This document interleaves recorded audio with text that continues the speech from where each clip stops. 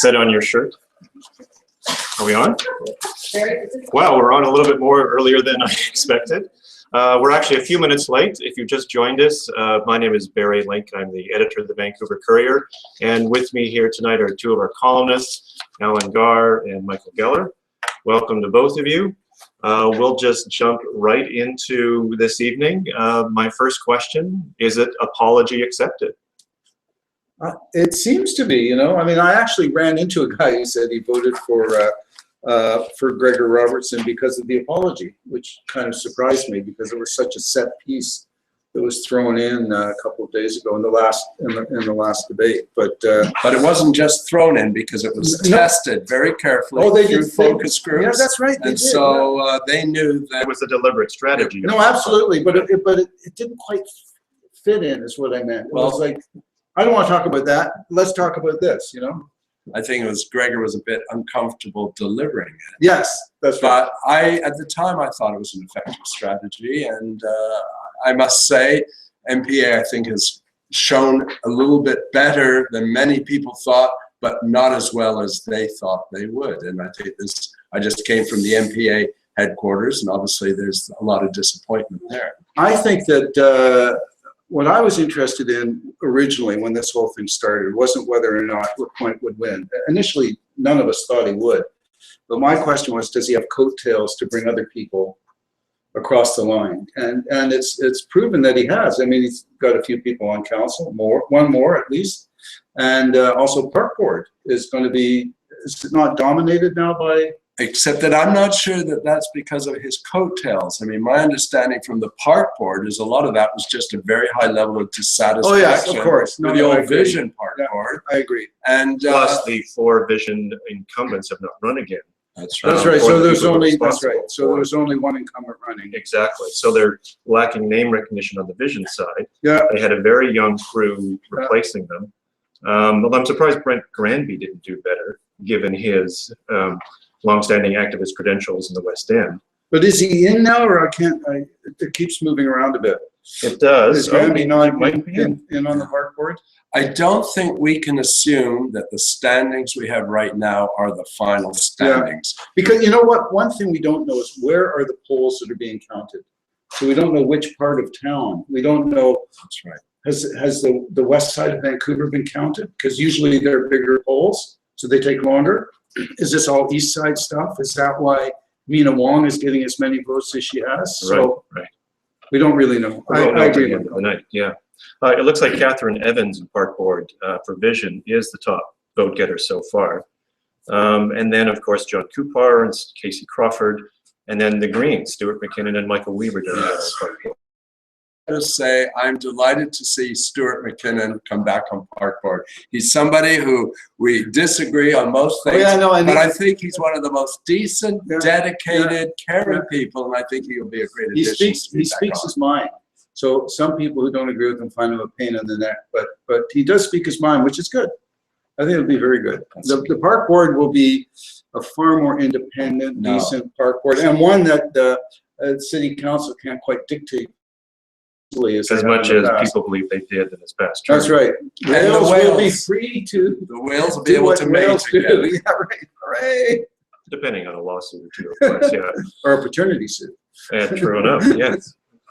So moving over to school board, any surprises there? It looks like it's more of the same, still a Vision school board. The one thing that's not a surprise is that Sophia Wu and Ken DeNike have less than half the number of votes of Patty Backus. That's not a surprise. Notwithstanding all the signs they had. They had lots, tons. But I think the school board, for the most part, was quite a competent. People felt that, you know. I mean, there was a strike, and then their battle with the provincial government over funding, and I think Backus did a great job as chair, and they're a pretty together group, except for DeNike and Wu. I'm pleased to see Janet Fraser. Looks like she will be on the school board based on the current numbers. I don't know her, but I read her resume. Yeah. Very impressive. So she's the first, Barry was telling me this, she's the first Green to be on school board since Andrew Rammer was on school board. So just looking at some updated numbers here for school board. So we see Vision as the top 4. We have Bacchus Alexander Joy, who would be the newcomer for Vision on school board. Yeah. Incumbents Ellen Wong, Mike Lombardi, and then Fraser Ballantyne, an NPA incumbent. Ken Clement, another Vision incumbent. Yeah, then Janet Green. and a First Nations person. Yeah. And then Janet Fraser, sorry. Yeah, for the Greens. Yeah. And that's the bottom. And then Penny Noble. Oh, yeah, my neighbor. I shouldn't say She's that. going to just make it. And then Penny Noble might squeeze in, although it's pretty close between Yes. her and another NPA, or Stacey Stacey Roberts. And then Chris Richardson, who of course used to be on park board, and who I think is someone who had name recognition. And again, a very decent guy, very Yeah. community spirited. He's sort of potentially hanging in there as well. Yeah. Now, one standout story of the night is the third parties, the independents, they haven't shown up at all. Where is That's the right. Cedar Party? Where is Vancouver First? Maybe no one's And a surprised, lot but of they people made a lot talk- of noise in this election. People talk a lot about RJ Aquino Yes. as, you know, let's throw a vote. Now, to where him, is but, he? I don't think he did that well. He, in reading the nominations and the endorsements from Yeah. different media, Aquino, there Yeah. he is. Well Well done. done. Well down. Yeah. Tim Lewis ahead of him. Lewis is ahead of him. Yep. But He's ahead of most of the COPE candidates, as you can see. There's a few other, Tim Lewis and Lisa Barrett are above him. And the other guy that didn't make it was Pete Fry so far. Yeah, that's a surprise to a Yeah, lot of people, people thought, given yeah, his 'cause high he- profile. one of the interesting In things, Strathcona particularly. Yeah. one of the interesting things about Pete Fry is I'm willing to bet that most people didn't realize he was Hetty Fry's son. There were, And I think if people had known that, it might have changed their perception of him. so there were 4 people running whose parents were politicians before. Pete Fry, Cleta Brown, Jonathan Baker's Jonathan son. Baker's son, and Melissa DiGenova. Yes. Right, so it's the second generation. And what this does show to some degree, especially if you look at the leading candidates for the NPA on council, you've got Affleck, Ball, and DiGenova. And I think they're there because of prior name recognition. Is Well, it also ABC. ABC? And ABC. You know, I would Not like to take them to anything away scramble. from them, but No, They should scramble the Ho- names. You know, they should hopefully- just scramble the names. You know, just draw them out of a hat so it's not alphabetical. It's just too no, obvious. no, I think the way to do it is, as we learned today, they keep printing ballots. There's no reason why they couldn't print ballots with 4% of the ballots having each candidate's name at the top. Oh, And that then would that be- way, everybody is treated equally. Yeah, pretty everyone would be at much. the top. Yeah, yeah. But they should do something. It's, I mean, I wrote a column, as some people may know, in the Courier. I Look clipped beyond the it. A, B, and C's, because Kept that. I've always thought it was unfair. Well, you can use it after I'm gone. That's good. I can refer to you as the late great. George Affleck and Elizabeth Ball took great umbrage when I suggested last time that that's the reason. That And they won. they're on top just behind Adrian. Now, Adrian Garr is interesting because I think a lot of people because both Vision and the NPA only ran 8 for council. So you have 2 extra votes. And a lot of people, I think both Vision and NPA threw their extra votes to Adrian. Now, I mentioned before that I thought the numbers may change, but as I look at it, Meggs is now in number 10 with 32,166. And then there's quite a gulf between him and Ian Robertson, who's Yeah, in 11th. 3,000. Yeah, I know about that 11th, 12th place having been there yourself. intimately. So another point to make is that the Greens did not get the breakthrough that they wanted. They had hoped to get the balance of power. That was part of Yeah. their campaign strategy, and that has not happened. The only one they got was the school board, but that's not Yeah. going to help them. And I believe Here. Park Board, Again, Stuart McKinnon, as we were talking Yeah. about him before, and Michael Weave. So 2 on Park Board, which is a mixed result. That's kind of the wild card. 1 on school board, that would be the second Green school trustee Yeah. in Vancouver history. And then just 1 so far, yeah. just Adrian Garr. No surprise to either one of you that she's at the top of the poll. I thought, The pollsters have been saying that for quite some time. Whenever they put out a ballot over the last couple of weeks, they said Adrian will be at the top. yes. Yeah. And, Daniel Fontaine did a projection. And I guess when I get home, I'll have to take a look at it. He was But I have a feeling Sam's chief staff. That's right. And Sounds he was co-author of City Caucus, and his predictions, Oh, I that think, against are him. going to turn out to be pretty astute. Oh, He picked predominantly a vision mayor and a vision council. He did pick a Garr, but he did note that neither Cleta Brown nor Fry would win. Again, Cleta Brown, I think a lot of voters didn't realize she's Rosemary Brown's daughter. and she's got quite an impressive CV. Not in elected politics though, but She's a very thoughtful person Yeah. concerned with social justice. Would have been, but softly spoken. And there, again, I wonder whether or not, in the absence of a ward system, Barry, maybe the Courier can start a conversation now with Vancouver voters as to whether or not we should, in fact, have another referendum on a ward system. Sounds like a column. But I think you'd have to tell your friends in the NPA to back off.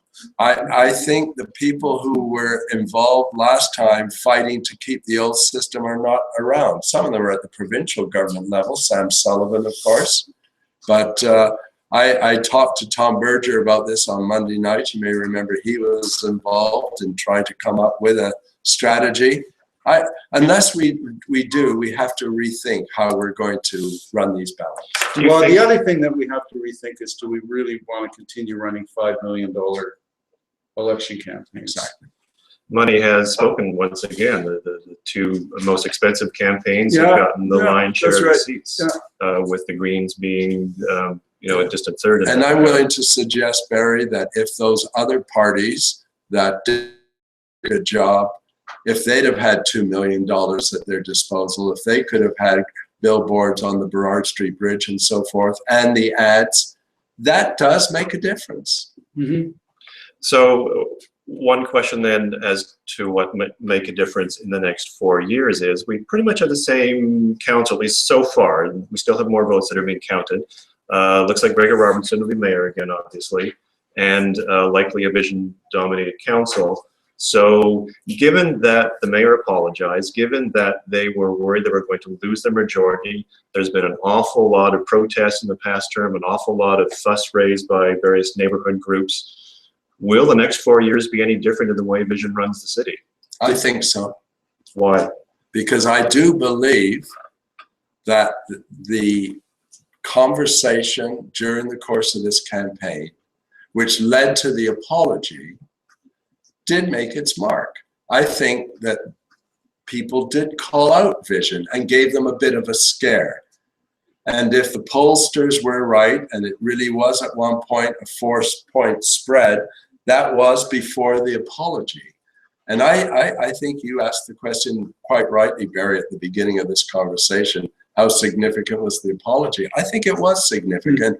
And I think that apology will be constantly brought up over the next 4 years when people feel that the mayor is behaving or the council is behaving in a manner that's inappropriate. So I love you, baby. You know I do. That worked for Vancouver. Well, a little bit. I also think, there's still a lot of people who are Vision supporters who are still concerned about the role that the city managers played in all of this, to say nothing of the new planning chief.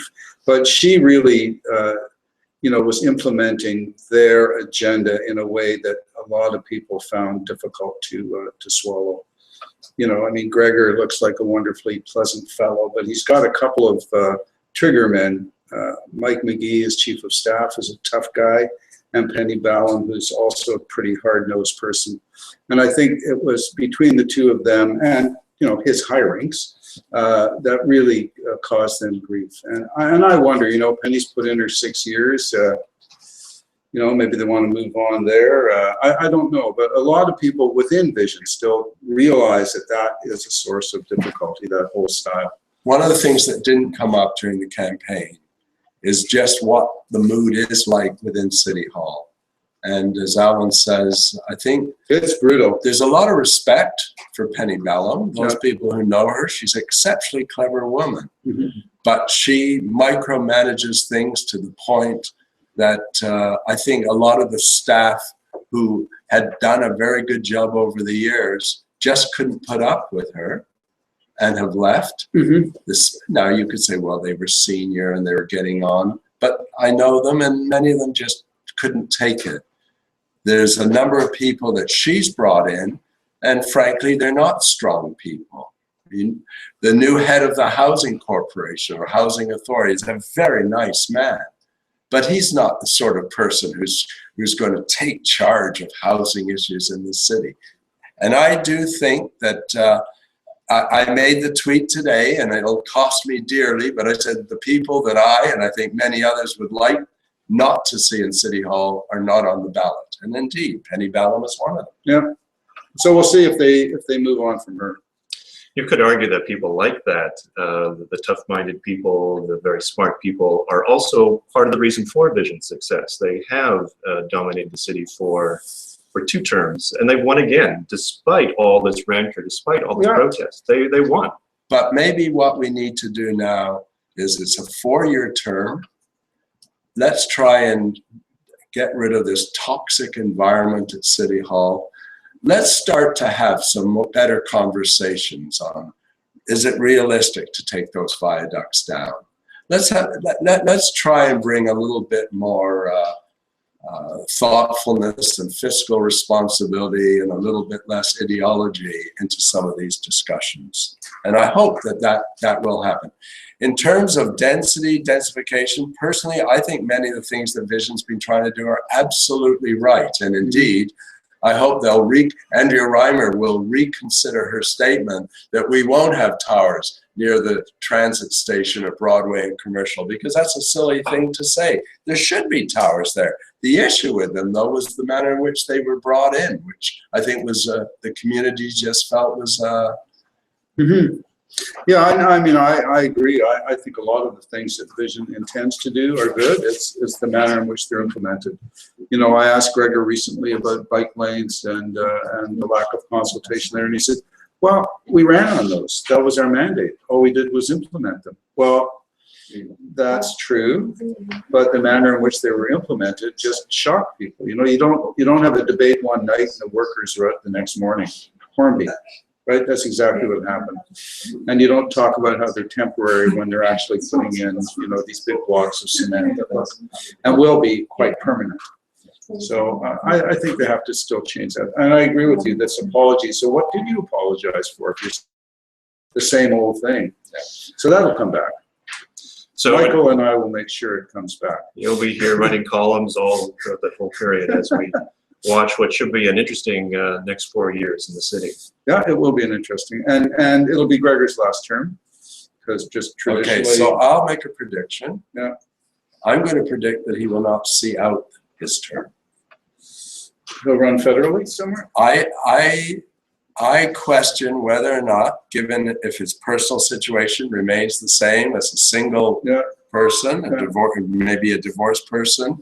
You know, one of the challenges in politics is if you are single, and you know, Christy Clark can probably vouch for this, it's very difficult to date. You'd say, well, don't be silly. Is this an important consideration? I think it is an important consideration. My sense throughout this campaign was that Gregor's heart wasn't really. Hopefully he'll watch this and he'll say, Garr, you are so wrong. Don't even, where did this ridiculous idea come from? But I just kept feeling that, you know, others wanted him to be mayor because he's such an incredibly good front for some powerful people who have an agenda that they want to see implemented. And I think most people, one of the reasons he ran and won today is because people do see him as a decent guy. I mean, even people who may oppose his views, I think, like him. No, I like him. He is a decent guy. Even though you couldn't remember what you talked about, but only what you ate. That's right. That's right. He's a very decent, pleasant guy. I don't think he's a mean person. And I think he's going to, 4 years is a long time. And so let's see if maybe he does decide to run. And who is the top vote getter? I think Heather Deal then will fill in. Is she still the top vote getter? Oh, she'd have to climb over Raymond Louis' hot little body to run for mayor. I don't think she would. She's the top vision getter, that's correct, at She's the moment, yeah. At the moment. In fact, Raymond Louis is further down the list. So have there been any changes since we started this Is Meg conversation? still in?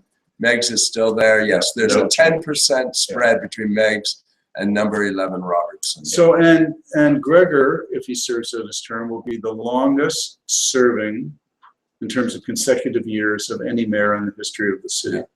Because this is a 4-year term. Unless, as Michael has said, love wins out in the end, which is perhaps all we hope for from an election. And Barry, to all the candidates who've lost tonight, from personal experience, is very disappointing. But as time goes by, time does heal wounds, and I predict that most of them will admit a year from now that they're glad they ran, that in generally speaking, it was a worthwhile experience and it changed their perception of the city for the better, and they'll be better people for having run. And it's a testament to their character that they ran. I think it's great We all that owe people them a debt run. of gratitude. Yeah, it's hard. Yeah. Campaigning is hard. Oh, yeah.